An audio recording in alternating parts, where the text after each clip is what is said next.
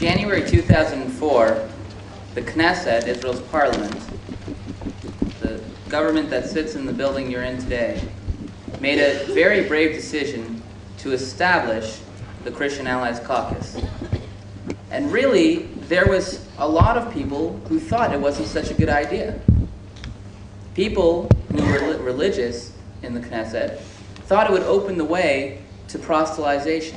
So they thought it would be a dangerous thing to do. Secular people thought it was too religious.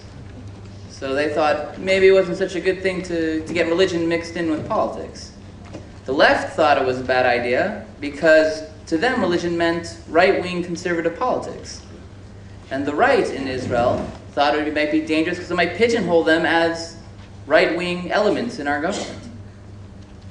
But ironically enough, the break for such an idea to build this new relationship between Jews and Christians in the 21st century came during the time of the Intifada,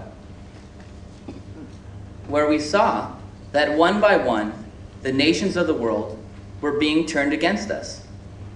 But Christians held their ground and stood up next to us. And the politicians and the people of Israel started asking themselves, why? Why are Jews and Christians standing with Israel when no other people will?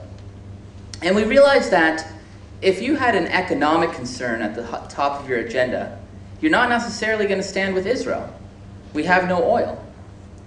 And if you have a political concern at the top of your agenda, again, not necessarily going to stand with Israel.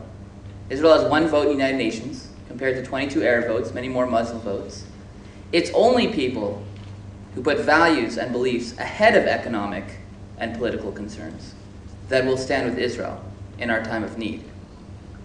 And that leaves, as Muslims say, the people of the book, both Jews and Christians. And since then, we've had the privilege of slowly together building this new relationship.